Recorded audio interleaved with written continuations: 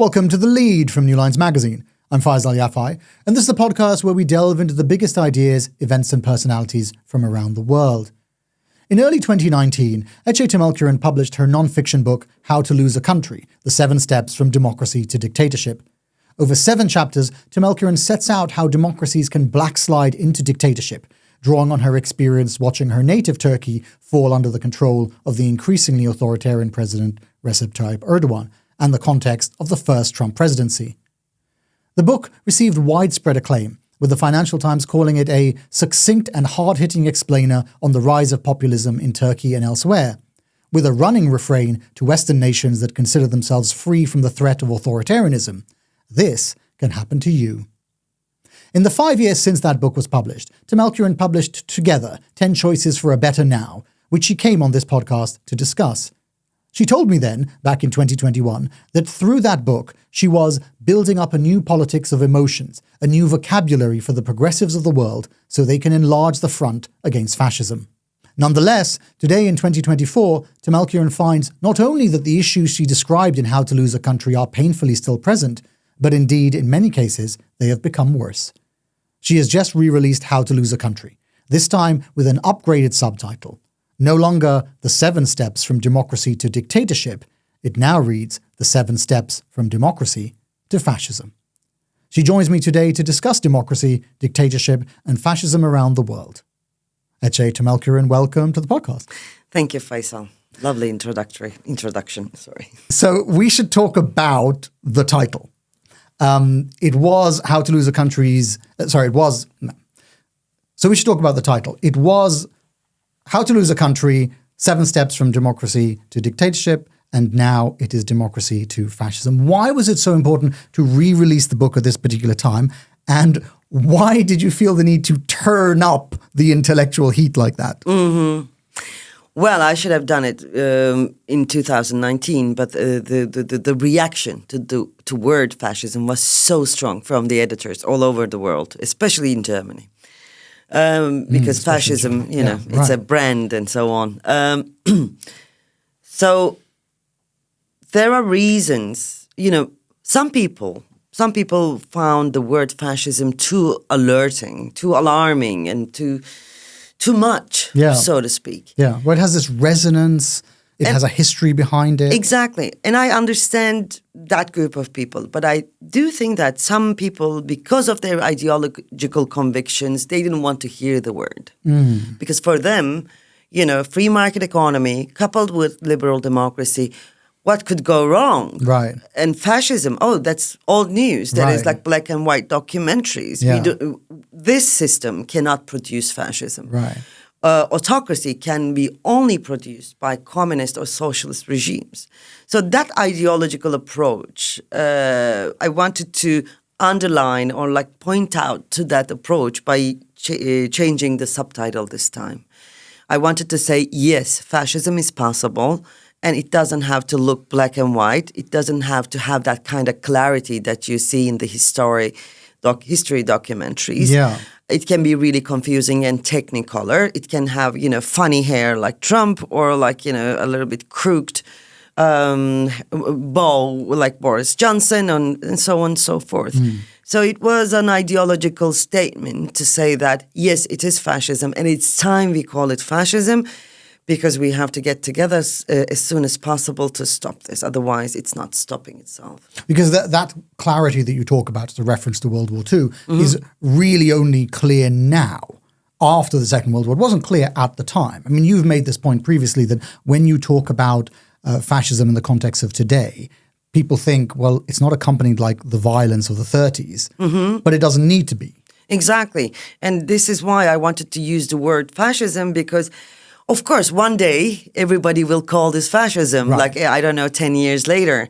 And then everybody will be saying, oh, yeah, these were the patterns. We should have, oh, God, how did we fall into this? And I saw this happening in Turkey on a smaller scale, how intellectuals made their confessions, or they asked for forgiveness from the crowd for making the wrong decisions, which were absolutely visible then as well. I mean, when they made those decisions. That is one of the most I don't know, heartbreaking things or disappointing things about intellectual elite, I think. They do not want to speak when it is uncomfortable, and suddenly when it's comfortable, they are, you find out that everybody was already against it, have been against it when it's all comfortable to say this. With this term, I mean, even, when we've talked in the past and even now when we talk, you use this term heartbreaking, I do get the sense from you that you feel, immensely frustrated at the speed with which it's taking people to understand your points. You said this to me last time when we had the podcast. You said, I feel like Cassandra constantly telling people you're going to die. And that's an uncomfortable message for people to hear. Exactly. And I'm trying to find another sound, like a musician. The book was published in 2019, and now I wrote a new preface, and I changed the subtitle.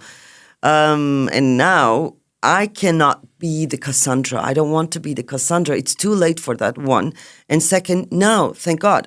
There are several other writers who are writing about this, who have been writing about it for the last 5 years. It's very good, because coming from Turkey with this accent, with this kind of hair, it took me some time to make them understand that I am serious. I'm telling you what's going to happen to you. And yeah, I know these things. You have to prove yourself as a woman when you are talking about politics constantly, endlessly. Anyway, but I am frustrated. But you think that is part of it as well? Part of the external presentation of the message also makes a difference?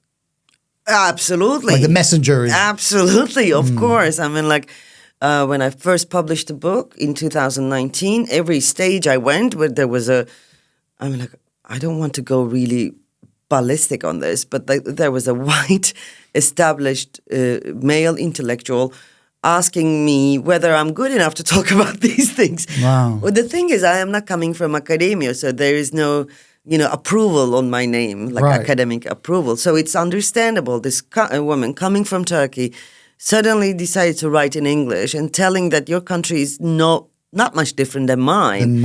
It's not about me. And I think, Faisal, there is this thing which is getting worse and worse. Some countries are considered crazy. Yeah.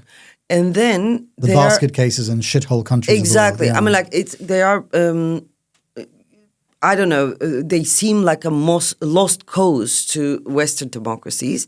And somehow people, sometimes knowingly, sometimes unknowingly, kind of dismiss them.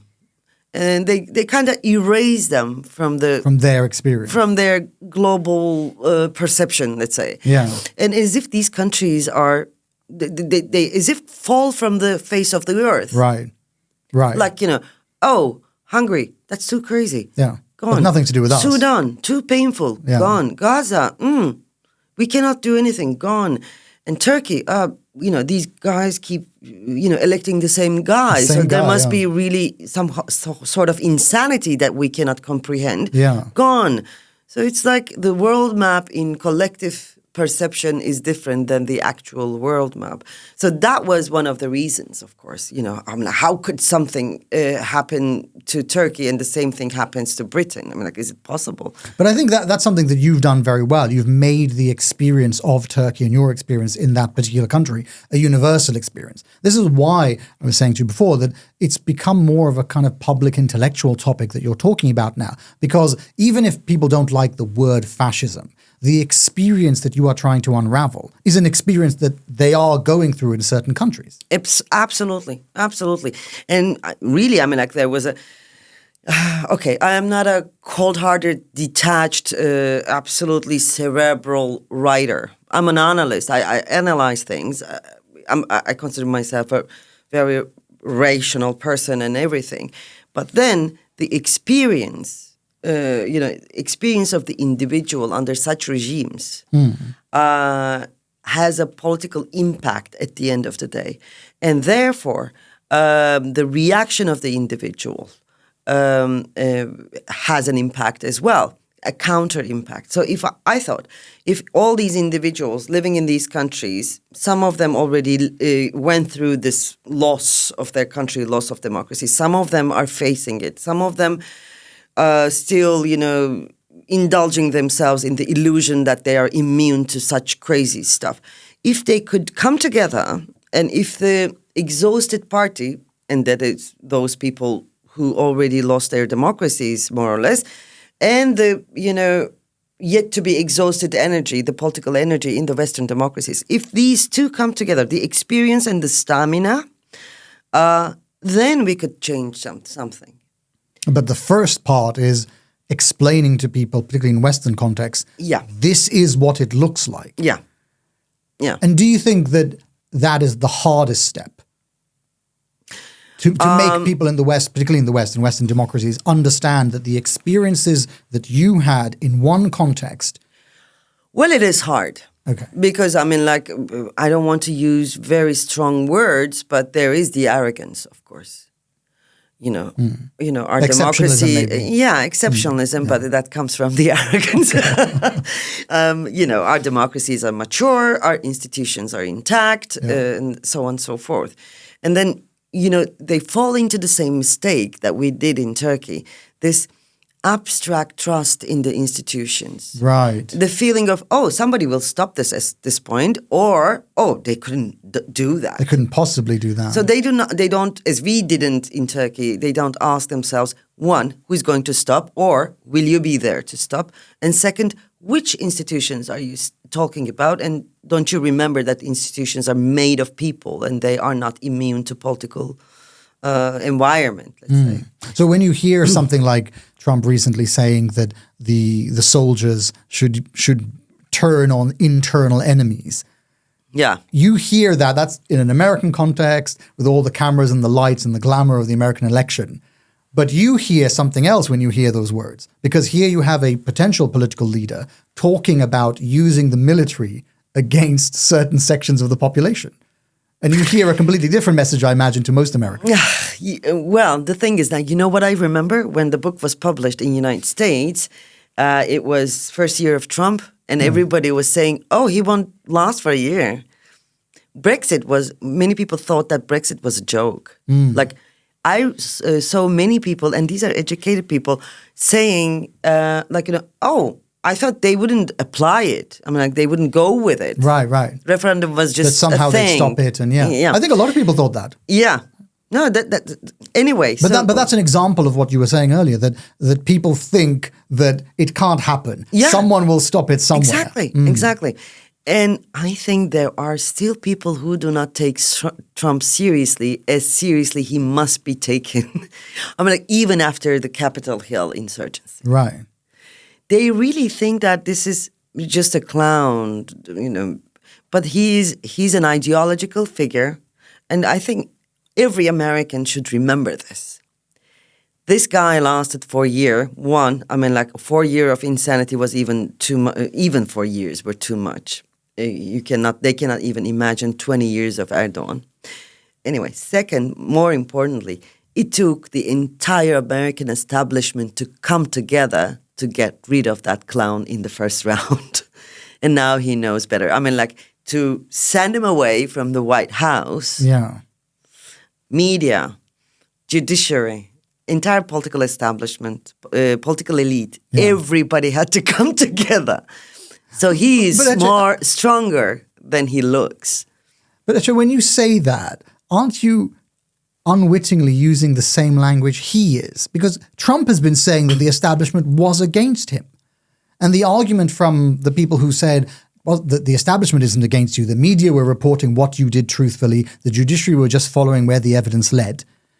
They're saying that had nothing to do with some concerted effort to bring you down. But you're saying, actually, it took the combined weight of those elements to bring Trump down. Exactly, democratic elements, so you're agreeing with what he's saying. Well, you know what? This is the power of these leaders. You can agree with Erdogan about Gaza. Right. You see? Right. That they say things that are in reality true. You can agree even with Putin. I don't believe I'm saying this. You can agree with Putin about some global South statement that he's doing. Right. Or Iranian leader Ahmadinejad. Ahmadinejad was using the words that we produced in World Social Forum in 2003 at some point. Right. And since then, such leaders are using a narrative that is actually taking its elements from leftist discourse sometimes. Yeah. And you see that a lot, actually. Exactly. Yeah. And they have the courage to do this only because of the hypocrisy of the Western establishment. I mean, like, they have the courage to do this because, for instance, now Gaza is bombarded, and that bombardment is supported by the Western, power mongers. Right. Yeah. And now you can hear Erdogan, such a leader with fascist inclinations, talking about Gaza, and then you find yourself in the same camp. So what do you do about it? And they use such words that actually feels like I am they are stolen from me. They're talking about justice. They're talking about this and freedom. I mean, like, did you see Elon Musk talking about freedom of speech? Of course you have seen it. Yeah. And he's quoting George Orwell. Oh, my God. He should be in his grave. I don't know what. The richest man in the world, quoting George Orwell. Exactly. We mentioned Elon Musk. Actually, this is something I want to talk to you about, the way this new fascism manifests itself. Mm-hmm. So you wrote that proponents of the new fascism, quote, thrive on social media, terrorizing political communication and dismantling the truth as their conventional opponents are still considering whether or not to open a TikTok account. It's like an organized army trying to deal with guerrilla warfare, and the established opposition cannot or dare not accommodate the new political energy stemming from the social reaction against this new fascism. Now, I was thinking about that in the context of Elon Musk's embrace, but it is a much wider problem because you feel that some of the forces that should be opposing what you think of as the new fascism just simply can't get their shoes on while everybody else is sprinting ahead. That is true. But most important problem here is, as you actually mentioned, the political energy shoaling and swimming around the political institutions. Yeah. And they cannot be accommodated. I think the most important problem of our times is the political homelessness of anti-fascist masses, communities. Right. And this is, you've talked about this before, because this to you is in reality, the underpinning exactly that allows these elements, the new fascist elements, to thrive. I think decision makers, politicians, have to make their mind. Are they more afraid of fascism or socialism? Because if they are really afraid of fascism, they will have to find a way to accommodate the political energy of the masses that is on the streets today, fighting for democracy, fighting against fascism. But I do think that Europe and United States as well, still operating with the Cold War fears, like, socialism, communism. Right. And they're even ousting, marginalizing social democrats. So I think Western democracy's most important decision today is this. How afraid are we of fascism? How afraid are we of socialism? And this choice will determine the fate of humanity, if you ask me, destiny of it. If I will ask you an uncomfortable question. Now, the uncomfortable question is, some of your critics, as they hear you say that, will say, because Ece likes the broad thrust of socialism, she's using the bogeyman of fascism to allow it into the public space. That's what your critics will say. Well, if they're not afraid of fascism, but they'll say it's a bogeyman in the way that people talk about Trump as if he is a threat to democracy and the whole American system would collapse. But it didn't collapse in 2016. Well, didn't it? For you, not maybe, but for ask a woman in Texas who's about to have an abortion, it collapsed. For her, it collapsed. And, I can tell you from the experience, if you let the woman go, if you let the women down, sure, it's your turn next. Okay. So this would be my answer. It's a tricky one, though, isn't it? I mean, I recognize the complaint that people make, which is that when you have this rerun, or it seemed like you were having a rerun of Biden-Trump, which was the same thing they had in last time around, At the time, people were saying, if you let Trump in for a second term, it will be fascism Mark II, it'll be terrible, it'll be awful. Trump survived 4 years and the United States survived. I hate to sound like J.D. Vance, but they did have... yeah, exactly. I'm surprised. But they did have a peaceful transfer of power. The United States still exists. Was it peaceful? I don't remember it like that, after Capitol Hill especially. That was a serious thing, to be honest. One, and exactly, it's not only women. For immigrants, for refugees, for Mexicans, Mexican kids who were, who were put in a concentration camp on the border. I think United States fell for them. I mean, this goes for Europe as well. Perhaps the people, the privileged people, not privileged, but who has the security, normal security that we all should have, they might not feel it. But a system breaks from the fringes. It doesn't break from the center, of course. And that fringe can be so distant to you, and that you don't feel the repercussions of it. But actually, it doesn't mean that it's not breaking. Maybe it's not for you, but it's for them breaking, and one day you'll be one of them. So that would be your response to people who say, like, America is still standing. The same thing, by the way, with Brexit. You would say that even though Brexit changed the country, and to some people it didn't seem like it changed it completely and totally, you would say that there are vast parts of the population for whom it did break, that the authoritarianism that you talked about with Boris Johnson did change it for those people. Yeah. Perhaps those of us sitting in London haven't noticed it quite yet, but everybody else has noticed it. Of course. I mean, Britain, United Kingdom is now applying one of the most interesting policies about immigrants. They are, building camps trying to build camps in North Africa and so on. So, it might not be you, but it is for someone else. And this detachment from that someone else might hurt you in the end. Sometimes what you think of as the new fascism comes with quite a smiling face. Oh, yeah, entertaining. Entertaining. Oh, big time. I mean, I was thinking more because you were talking about the idea of processing migrants offshore, and of course the Italians are doing this or planning to do this in Albania. And when you look at someone like Giorgia Meloni, she's very presentable, smiling, very popular. Lovely, lovely woman. Right. And yet you would say that beneath the surface, and not just you, a lot of Italians would say the same thing, beneath the surface, the policies that she's putting forward are a version of... Meloni so far is the cutest face of this new political phenomenon. I wouldn't say the same thing for Nigel Farage, for instance. Yeah. But he was also very, very entertaining for many, many people. Yeah. And sometimes those things feel so far behind, but then do you remember the fear-mongering element of Brexit?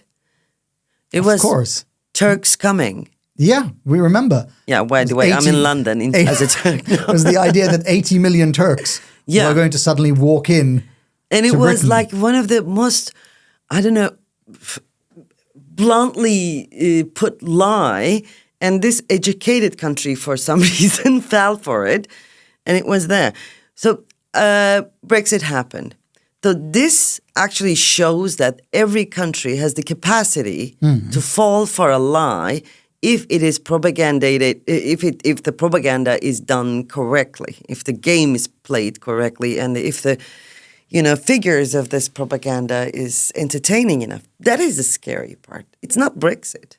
That is the scary part, because now everybody knows that it can be repeated and you cannot stop it. And even some of the protagonists of Brexit have acquired more power. I mean, Nigel Farage is now in Parliament. Exactly. I mean, a historian looking at this Good luck to Parliament. But a historian looking at this period would say, if you thought it was over, actually it wasn't. It's just now some of those protagonists have acquired more power.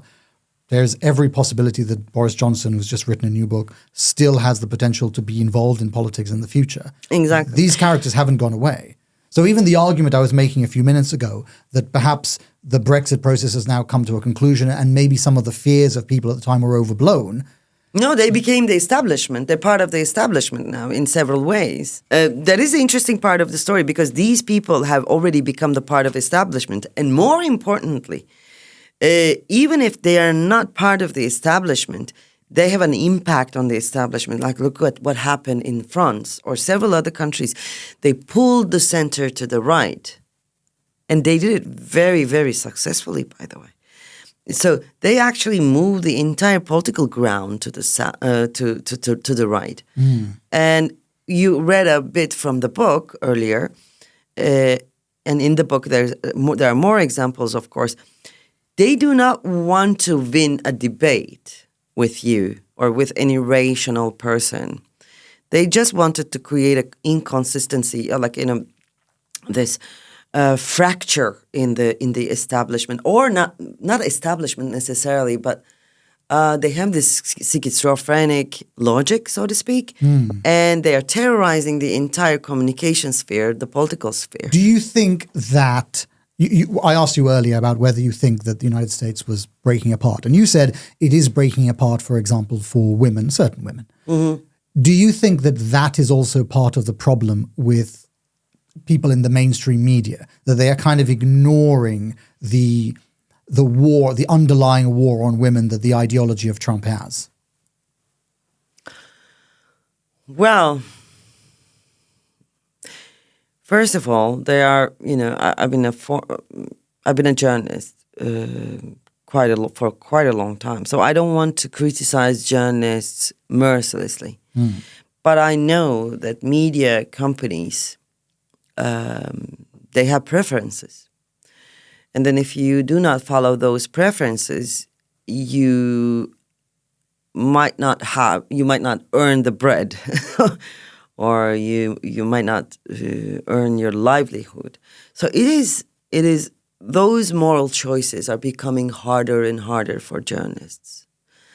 They're becoming more stark. I mean, like the conflicts are becoming more stark. So the choices are becoming harder. But then, yes, media companies tend to avoid those concerns. And then, therefore, the public isn't as well informed about them as... Yeah. I mean, you wouldn't find many people who would outright say there is a real war on women in the United States. But I imagine you would think that there is. First of all, are these people women? Right. Well, there's another problem with the media elite. Yeah, sure. Okay, this is how my thinking goes. Okay.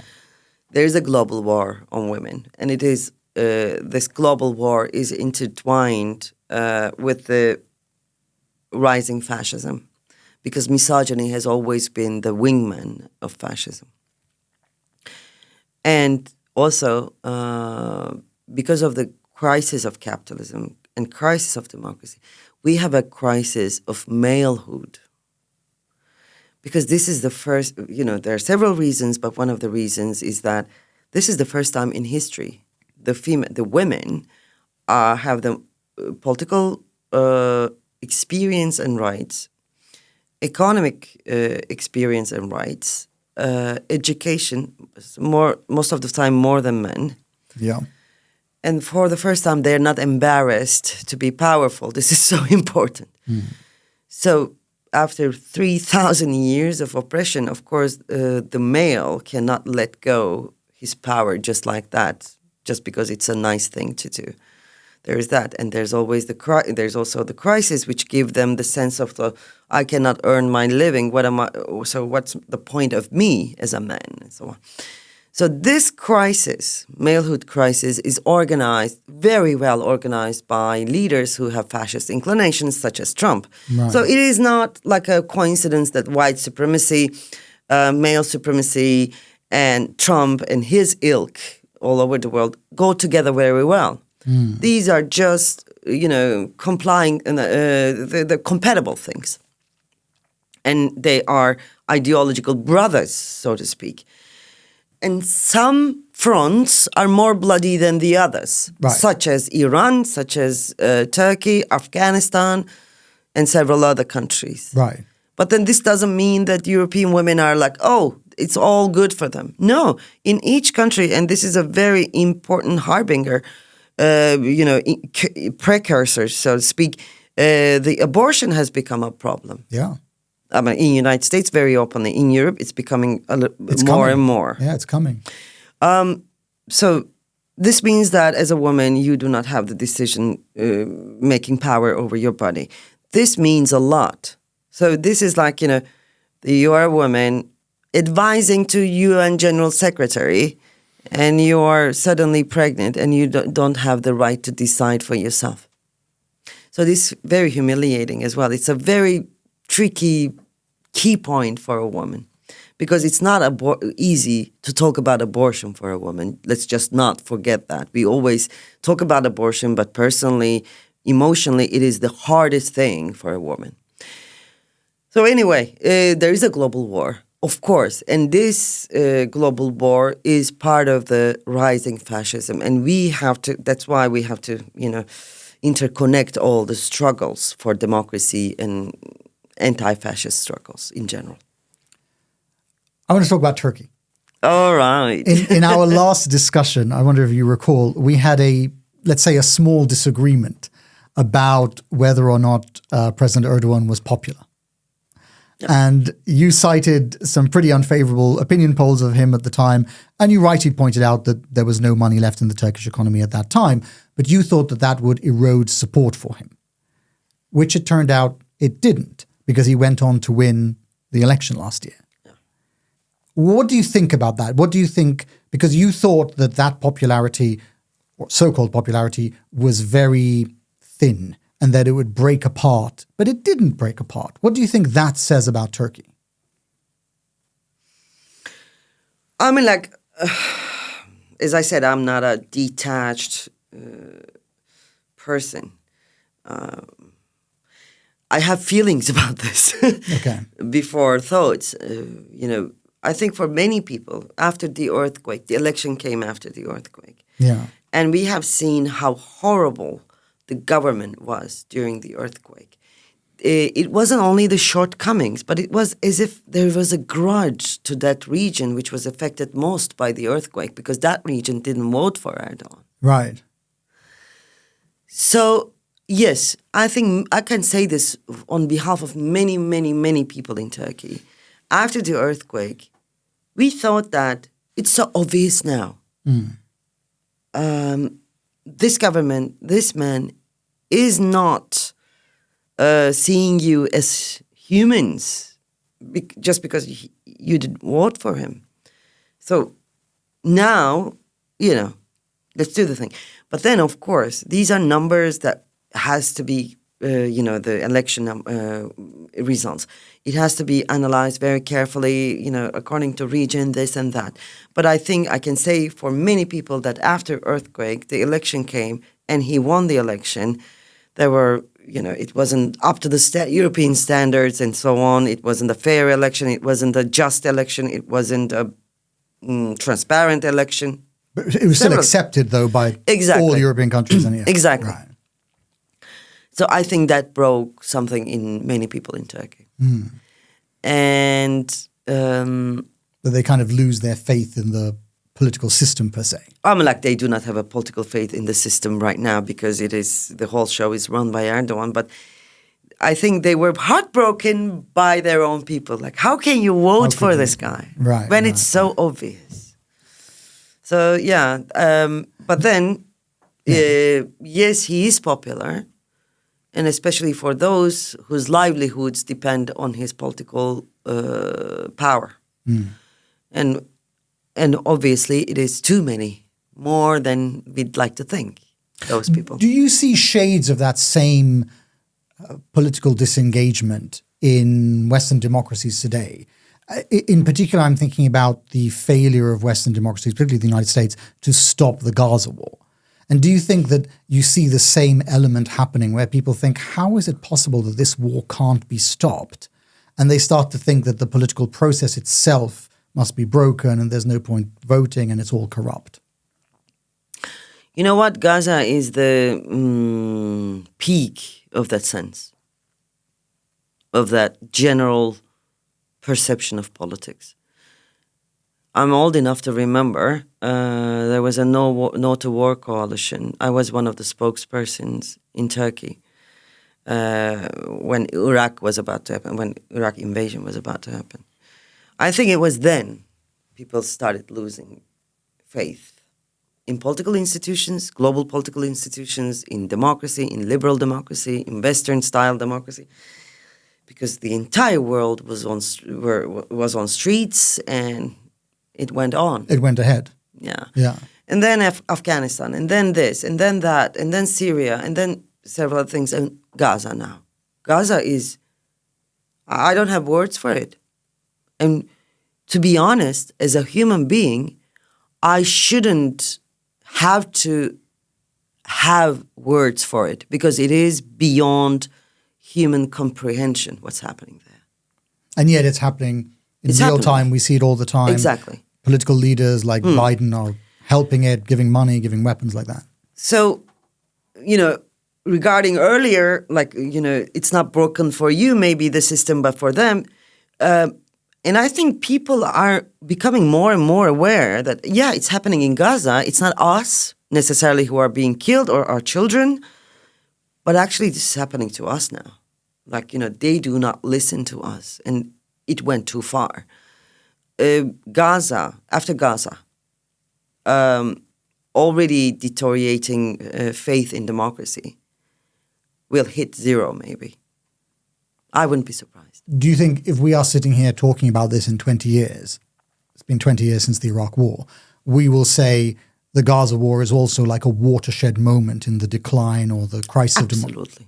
Absolutely. It will, after Gaza, I don't know why. I feel like sometimes I mix my wishes with my analysis, but part of me wants to say it should not be the same after Gaza, but part of me wants to believe in humankind and say that, no, it will not be.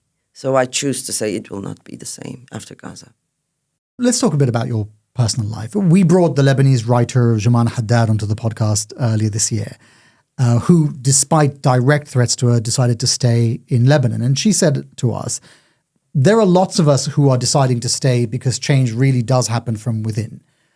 But you felt that you had to leave Turkey. You're now based in Croatia. What was it about your experiences in Turkey that meant that you said, look, I'm getting out of this place? I'm constantly changing places. That's why you don't know. I'm now based in Berlin. Yeah. All right. But that's okay. I mean, because when I was in it that Croatia, made you give up Croatia then? I'll do it that way. This is a big question, of course. And of course, I'm asking this to myself constantly. But then the fear, I think, living with fear kind of paralyzed my intellectual side of my brain. Yeah. This is one reason. You asked me why I left, right? Yeah. Or something like, yeah. This is one important reason. But then, to be honest, and this will be oversharing perhaps, but I think it is important for other people like me in other countries. You don't leave a country because there's fear and oppression. You leave a country because there's not enough people supporting you. The friends are not supporting you, or the ones you consider friends, supporting you as strongly as you need. All right. That is a hard thing to say. Yeah. This is why you lose a home. This is how you lose a country. It's not because of them. It's because of us. And this took me a lot of time to come to this sentence, but actually this was the reason. You probably took a long time to come to that because it's a hard thing to say. It is. Because you're blaming people who actually helped you, but they just didn't help you as much as you needed. I'm not blaming anybody. I think it's not about me anyway. It's about, they didn't own people like me enough. I'm not blaming anyone. That's so important. I grew up in a leftist family with very strict moral values in terms of solidarity, friendship, and so on and so forth. I might be expecting too much from people as well. But it has a political consequence, right? Because that means... It has a political consequence and it has a political reason as well. And this is something that Hannah Arendt talked about a lot. she talked about getting in the line. This concept, it's in German, it's one word, of course. Intellectuals getting in line with the Nazis without even being pushed to do it. Yeah. This happened in Turkey as well. You've written about this quite a lot, actually, that people who considered themselves opposing the new political reality managed to fall completely in line with it, even if they opposed it. But they managed to fall in line through their actions and even through their language. Mm-hmm. This is why I think Western countries should be really careful about certain intellectual sins. So intellectual sins suddenly coming to surface, invented. For instance, for a long time, being against Erdogan or criticizing Erdogan, criticizing AKP was equal to criticizing democracy. Thus, it was you being anti-democratic when you criticized the government. Mm. And it was an intellectual climate that was, created. It wasn't as if somebody's punishing you when you say that. No, it just became too embarrassing to say such thing. And you've said this specifically in regard to how you felt the countries of the West treated you, institutions within the countries of the West treated you when Erdogan was being courted by Obama, for example. That you felt not mean only. We were very few people who were, going to the Western countries, giving public talks or interviews, whatever. And when we criticized Erdogan in their presence... At the time. Yeah. Not now. Yeah. But it went on for quite a long time, by the way. It went on until Gezi uprising in 2013. Then it became a little bit embarrassing to support Erdogan. And then, after 2016, the military coup attempt and the oppression that followed, now everybody knows what is what. But then at the time, it was so cool to be on Erdogan's side. And Obama was on his side. Right. So even the kind of the pinnacle of liberal political establishment was on the side of, and even other liberal establishments within the United States were on his side broadly. And if you were trying to criticize Erdogan, the man, or AKP, the politics, they would interpret that as you criticizing democracy itself. Yeah, because that was the narrative that was dominating not only the Turkish domestic politics, but also Washington politics, let's say, and Brussels politics. Parts of your experience are inaccessible to people because they don't understand Turkish. That is true. With friends, it's not a problem, but then with other people, other audiences, public, and so on, you have to tell about yourself, and that is culturally so hard for people like me, because in our culture, of course, especially for a woman, to talk about yourself, to calibrate the tone is so difficult. You don't want to be too humble, but then you don't want to be looking like a prima donna, whatever, like indulging yourself in your own bragging. So, yeah, it is a problem. That is why I tend to not to talk about myself. Okay. But the language thing, I think there was a time, and this actually is kind of a serious question for you about like writing and being a public intellectual. Mm-hmm. You're writing at a time when the value of books and actual long-form, complicated writing is going down. And do you find that you need to find a way to get your message out there in a different format? I don't think it's going down. I think the long-form novels and the fiction or non-fiction, the audience is consolidated, so to speak. When they're into it like there's no limit. Right. And there is, it's like a polarization, so to speak. There is the, Twitter or X, whatever, crowd, and they cannot think in more than like 140 characters. Right. And there are the other guys who do not read books unless they are like 1,000 pages and super serious. Yeah. So I think this polarization is consolidating the audiences in a different way. But you're trying to reach as wide an audience as possible because you're a public intellectual. So you're trying to reach a large number of people who wouldn't engage with perhaps some of the novels you've written or the books. It's not because I'm a public intellectual. well, we have to talk about that maybe at some point. Yeah. But the things that I'm writing about for, let's say, I don't want to say ordinary or normal, but I'm trying to write for average people. That's what I mean about it. Not for academics, not for people who know better than me. Right. So yeah, because what I write about, fascism, authoritarianism, loss of democracy, loss of values, etc., they're all about real people. I mean, of course, you can always write this extremely sophisticated things that only 15 people will read. And then you can live in that community. But I never had the luxury to live in such a luxurious community, let's say intellectually luxurious community. I come from journalism and so on.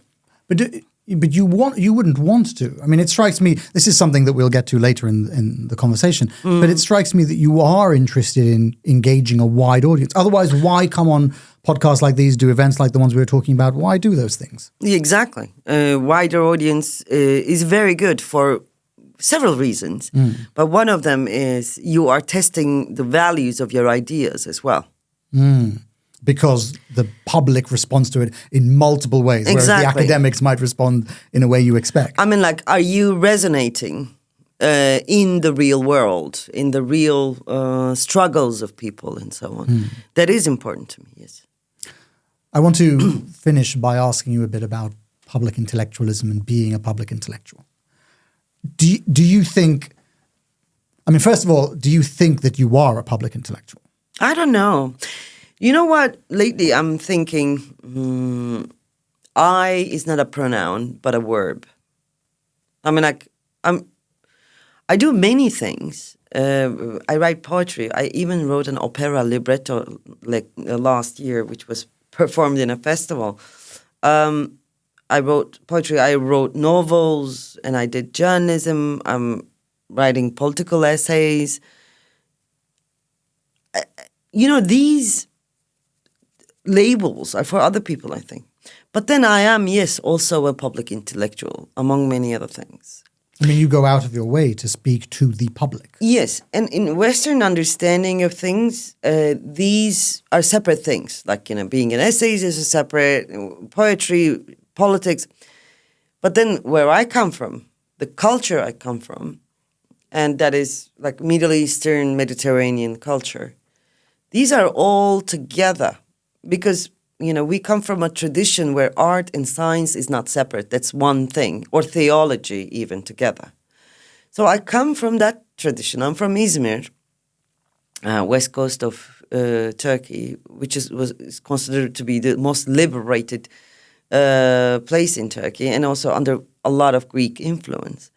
And I grew up in Ephesus, in ancient Greek ruins. And I grew up in a leftist family that came from Anatolia. So these are all the things that make me a whole. But then there are many pieces in it. And I don't want to, put one piece on the table and say that I am this. I think my name is Ece, and it's pronounced with, and I just learned this, and I'm very happy with it. It's pronounced like Janissary. Ece. My name is Ece, and I think, and I hope, this means enough. One day it will mean enough for people to understand what I was saying. That public intellectualism has left you exposed.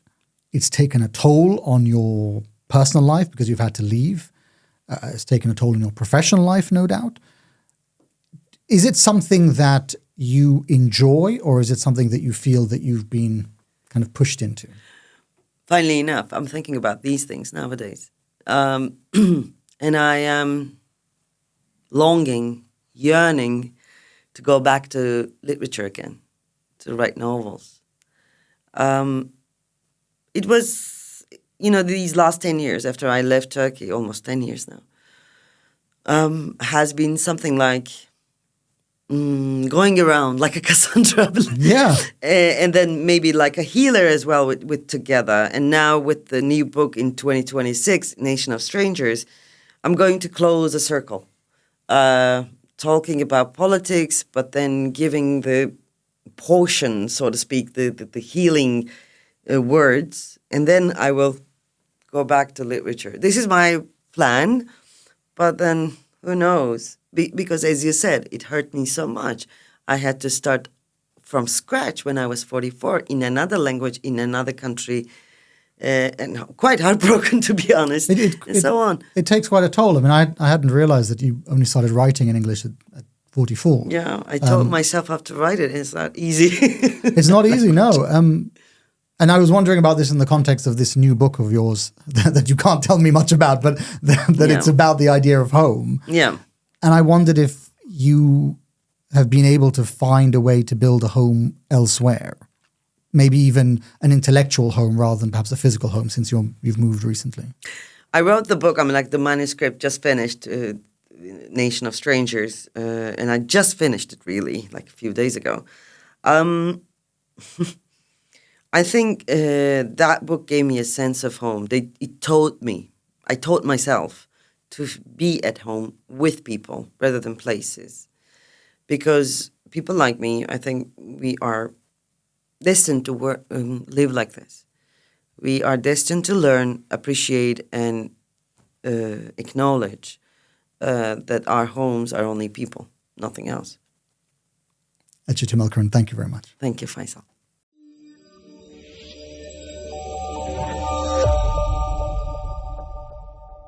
This has been The Lead from New Lines magazine.